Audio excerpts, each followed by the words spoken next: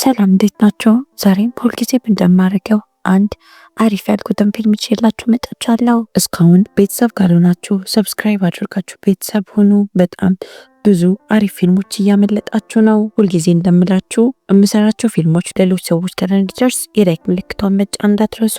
ፊልሙ ሲጀምር ሳራ የምትባል ልጅ ያስተዋውቀናል። ሳራ አያቷ አይስል ስልክ አላነሳላት ብላት ወደ እሷ ነው እየሄደች ያለችው። በዚህ መሃል አንድ ሞተረኛ ኬት መጣ ሳይባል በጣም በፍጥነት ካጠገቧ ያልፏል። እሷም ደንግጣ በጣም ክላክስ አረገችለት። ሳራ አያቷ ቤት ከደረሰች በኋላ አያቷ መጣራት ትጀምራለች። ሳራ ምንም መልስ አላገኘችም ነበር። የቤቱ ሁሉም በሮችም መስኮቶችም ተዘግተው ነበረ። ስልካቸውንም አያነሱም። በተመሳሳይ ሰዓት ጎረቤቷ ድኒስ አያቴ የለችም እዚህ መታ ነው ብሎ ይጠይቃታል። ሳራ አያቷ ልቤን ያመኛል ብላ ስለነገረቻት የዴኒስም አያት እንደጠፋች ስታውቅ በጣም ነበር የደነገጠችው። ሁለቱም ግራ በመጋባት መግቢያ መንገድ መፈለግ ይጀምራሉ። ዴኒስም ስልክ ሲደውል ስልኩ የተቀመጠው እነ ሳራ ቤት ስለነበረ የሚጮኸውም እዛው ነው። ሳራ አማራጭ ስታጣ የዴኒስን ሄልሜት ታነሳና መስታወቱን ሰብራ ለመግባት ትሞክራለች። ልክ መስታወቱን ሰብረው ወደ ውስጥ ለመግባት ሲሞክሩ የሁለቱም አያቶች ከኋላቸው ይመጣሉ። ዴኒስ በጣም ይናደድና ለምንድነው እንደ ሕፃን የምትሆኑት ብሎ ይጠይቃቸዋል።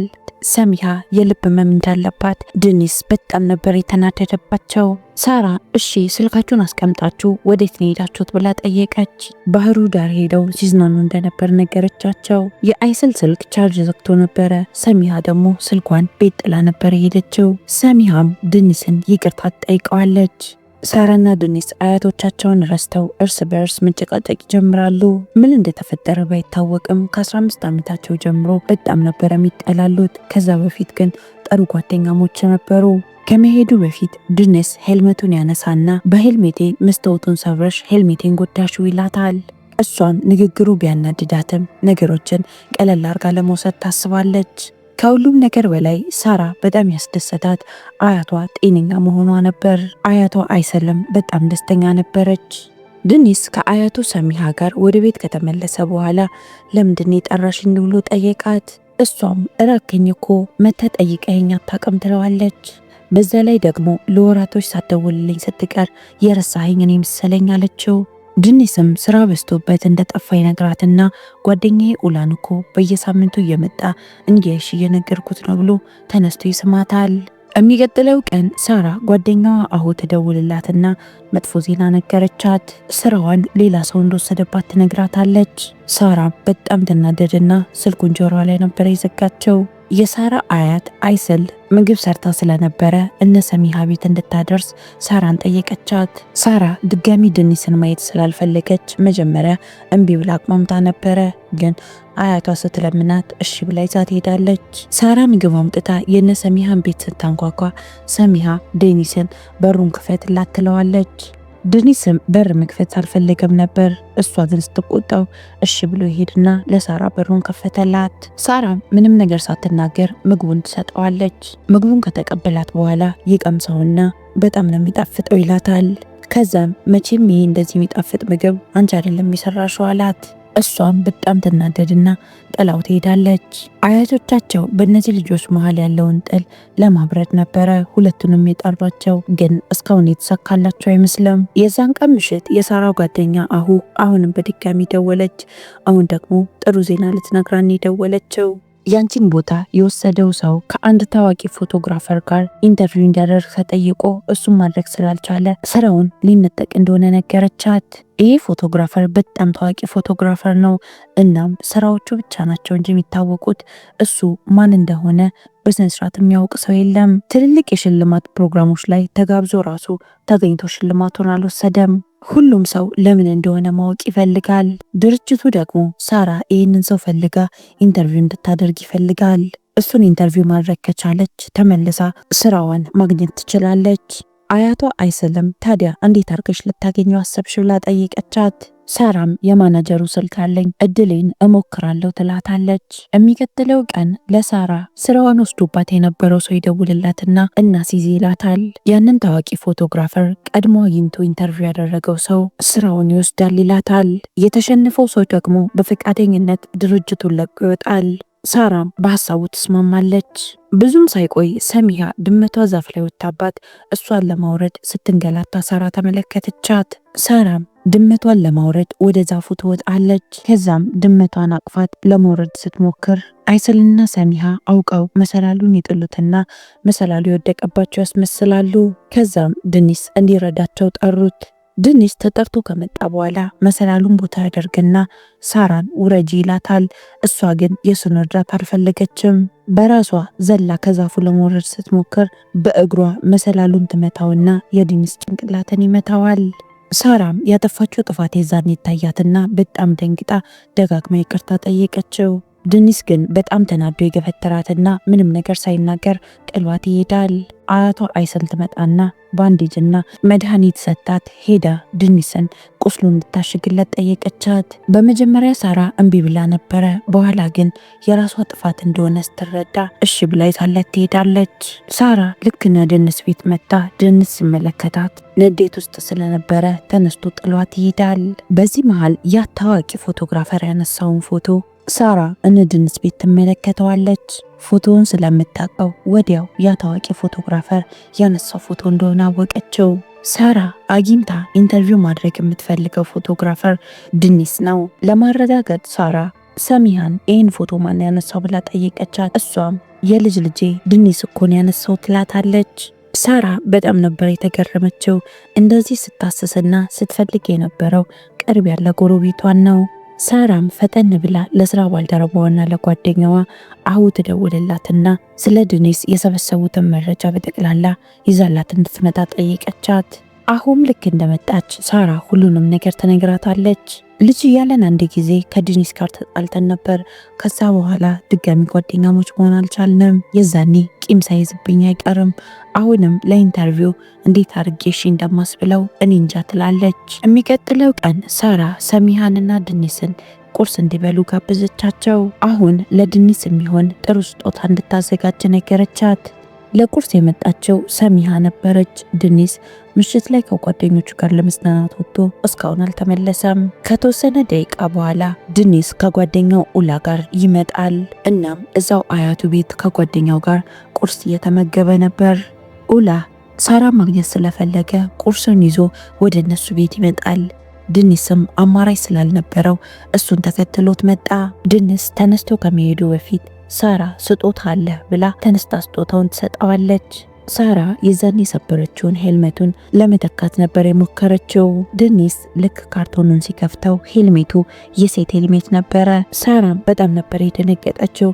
ቀደም ብላ ከፍታ ስጦታውን አላረጋገጠችም። አሁን በጣም ደንግጣ ኦንላይን ስላዘዘችው የተሳሳተ ከለር ቀይረው ልከውባት እንደሆነ ታስረዳዋለች። ድኒስ አልተናደደም፣ ግን ይፎግራቸዋል።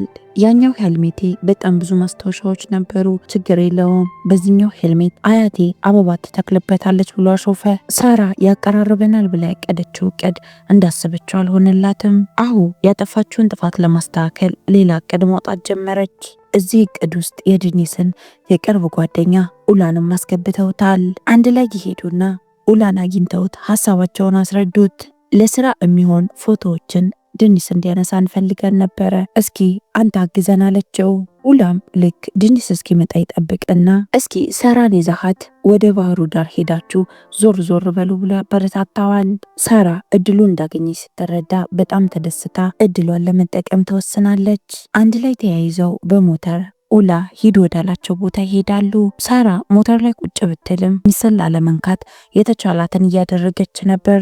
ባህሩ ዳር ከደረሱም በኋላ ሁለቱም ምንም ነገር አላወሩም። ቦታው ላይ ቆማ ሳራ ፀሐይ አገባቧን እያደነቀች እያለ ድኒስ ቀስ ብሎ ፎቶ ያነሳታል። እሷም እሱ ሳያያት ፎቶ አነሳቸው። እየተሰራረቁ ይተያያሉ እንጂ ምንም ነገር አያወሩም። ምሽት ላይ ወደ አንድ ሬስቶራንት ይገባሉ እራታቸውን ለመብላት። ሁለቱም አንድ ነገር አላወሩም። መሀላቸው ያለው ጸጥታ በጣም ነው የሚከብደው። ሳራ እስከ መቼ ነው እንደዚህ የምንራረቀው ትለዋለች። ከዛም ምግብ ከበሉ በኋላ ጸጥ ወዳለ ቦታ እንዲወስዳት ጠየቀችው። ይቅርታ ለማለት እራት የበሉበትን እሷ እንደምትከፍል ትነግረዋለች። ድኒስ ምንም ሊቀርባት እየሞከረ አልነበረም። እራት ከበሉም በኋላ ጸጥ ወዳለ ቦታ ወደ አንዱ ውሃ ዳር ይወስዳታል። ቦታው በጣም ጨለማና ጸጥ ያለ ቦታ ነበር። ሳራም ቀለል ያለ ወሬ ትጨምራለች። የምትወደው ቦታ ነው ብላ ጠየቀችው። ድኒስ በጣም አጭር መልስ ነበር የመለሰላት። ሳራ በጣም ትዕግስተኛ ለመሆን እየሞከረች ነው። ካጠፋችው ጥፋት እየተማረችም ነበር። አሁንም ሳራ ሌላ ጥያቄ ትጠይቀዋለች። ልክ እንደ በፊቱ አሁንም ኮከቦችን ማየት ትወዳለህ አለችው። ድኒስም ሌላ ጥያቄ ጠይቃት። ልጅ እያለሽ እንደምታረጊው አሁንም ድንጋዮችን መልቀም ትወጃለሽ ብሎ ይጠይቃታል። ሳራም ይህንን ቀለል ያለ ነገር በማስታወሱ በጣም ነበር የተገረመችው። ለተወሰኑ ደቂቃዎች መሀላቸው ያለው ጥል እየተረሳ የመጣ ይመስላል። ሳራም ወደ እሱ ጠጋ ትልና ወደ ውሃው ትገፈትረዋለች። ድኒስ ሳያስበው ስለገፈተረችው በጣም ነበር የደነገጠው። እሷም ትስቅና ተከትላ ዘላ ወደ ውሃው ገባች። ሳራ መሀላችን ሳቅ ይፈጥራል ብላ ያደረገችው ነገር በጣም ነበር ድኒስን ያናደደው። ድኒስ በጣም ተናዶ ከውሃው ውስጥ ይወጣል። የሞተር ቁልፉ ውሃው ውስጥ ጠፍቶበታል። ሳራም በጣም ትናደድበታለች። እንዴት እንደዚህ ችላ ትላለች የሞተሩን ቁልፍ አለችው። ሁለቱም በስብሰውና በእርዷቸው ምንም አማራጭ ሳይኖራቸው ሞተርን እየገፉት ወደ ቤት ይሄዳሉ። መንገድ ላይ ድኒስ በጣም እየተነጫነጨ ነበር። ሳራን ሁሌም ችግር መፍጠር ታቂበታለሽ ይላታል። ሳራም እየደጋገመች ይቅርታ ልጠይቀው ትሞክራለች። ግን ይቅርታ ባለችው ቁጥር እሱ እየተናደደ እየመጣ ነበር። ሁሌም ነገሮችን ለማስተካከል በሞከረች ቁጥር ነገሮች የባሰ እየተበላሹ እየመጡ ነው። ከዛን ቀን ምሽት በኋላ ድኒስ ሳራን ሁለተኛ እንዳታናግርኝ ይላታል። ከዛም ድኒስ ቤት ከገባ በኋላ ሳራን የነሳትን ፎቶዎች መመልከት ይጀምራል። ለሳራ ያለው ስሜት ለሱ ራሱ ግራ ገብቶት ነበር። ጓደኛውን ኡላን ከሳራ ጓደኛ ከአሁ ጋር ምን አይነት ግንኙነት ነው ያላችሁ ብሎ ጠየቀው። ኡላ አሁ በጣም ደስ የምትልና መልካም ሴት ናት ብሎ ይነግረዋል። ከዛም ባንተና በሳራ መሃል ምንድነው የተፈጠረው ብሎ ይጠይቀዋል።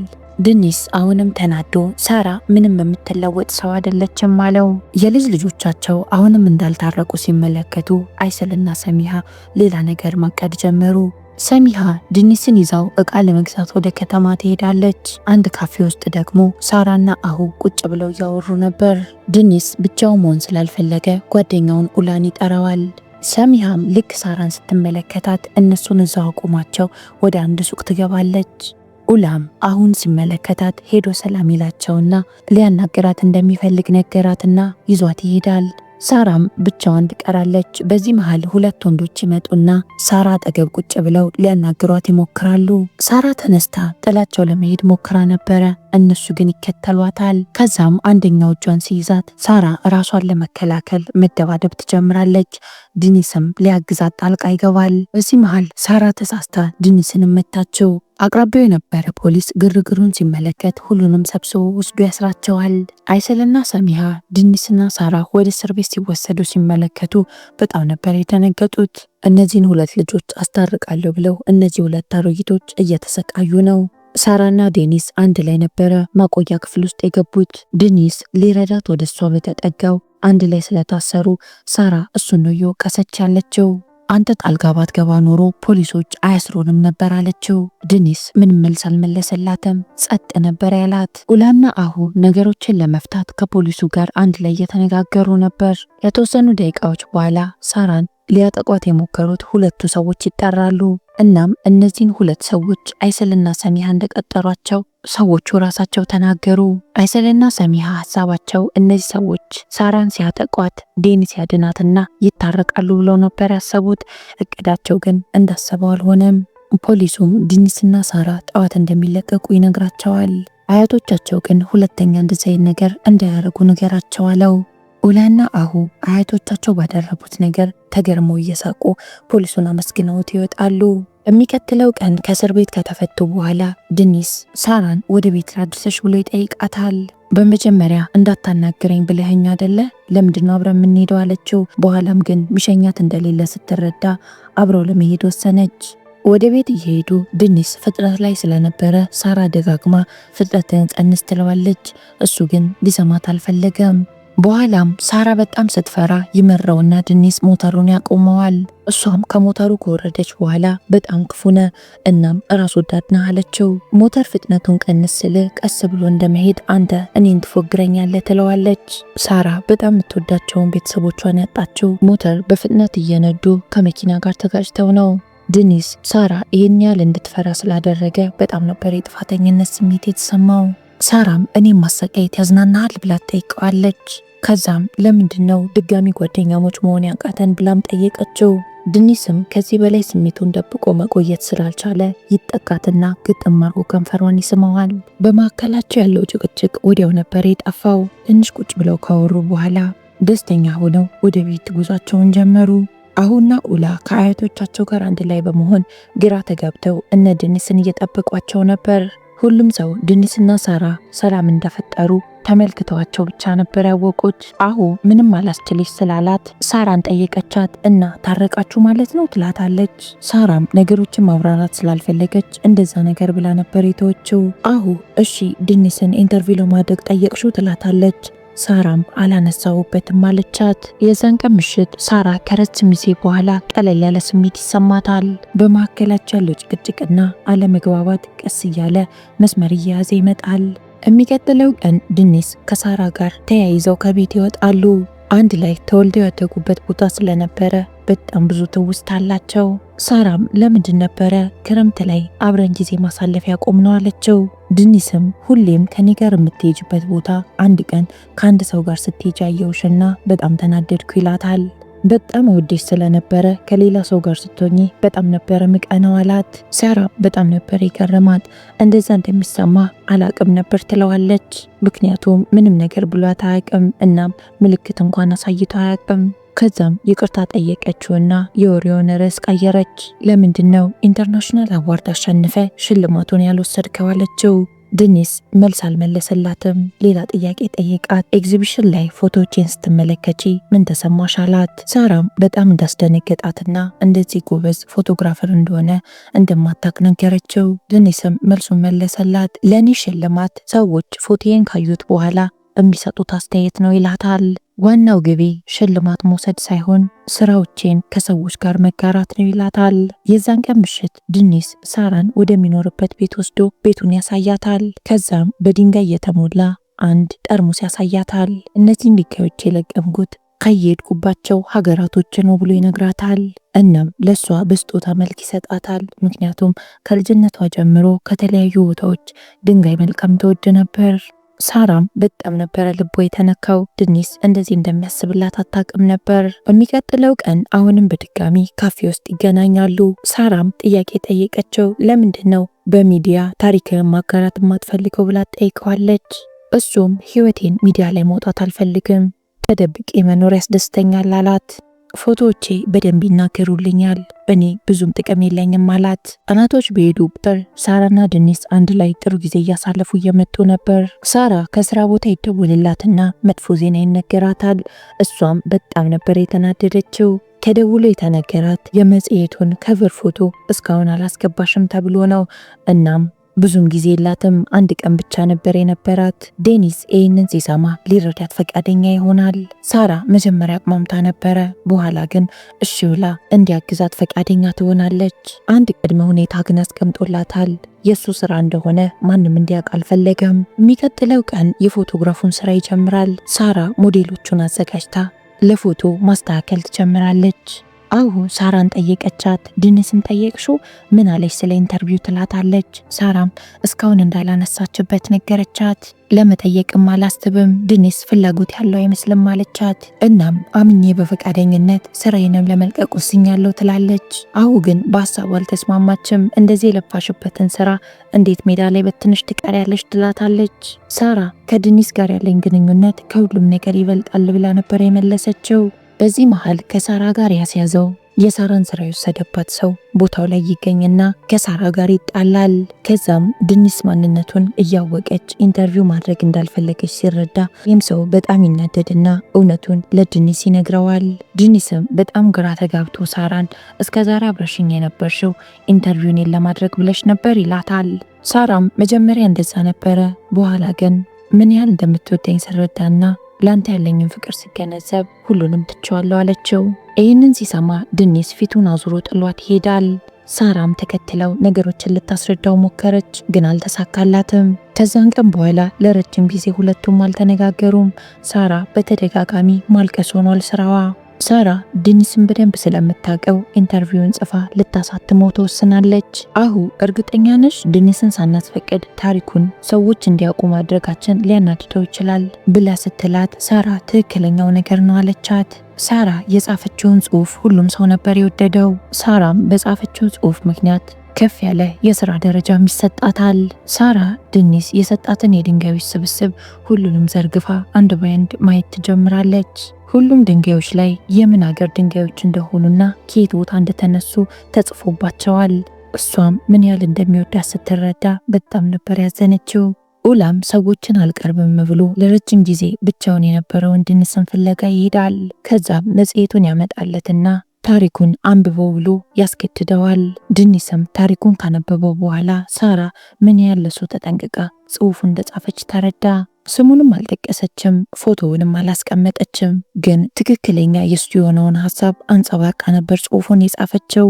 ሳራ ያሳካችውን ነገር ከስራ ባልደረቦቿ ጋር አንድ ላይ ለማክበር እራት ለመብላት ወጥታ ነበረ። ግን እንደዛም ሆኖ በጣም አዝና ነበር የተቀመጠችው። በዚህ መሃል ዴኒስ ኬት መጣ ሳይባል ይመጣል። ቀና ብላ ስትመለከተው በጣም ነበር የደነገጠችው። እሱም ፈጠን ብሎ እንደሚወዳት ነገራት። እሷም ስሜቷን አልደበቀችም ነበር። እውነት የሚሰማትን ስሜት ነገረችው።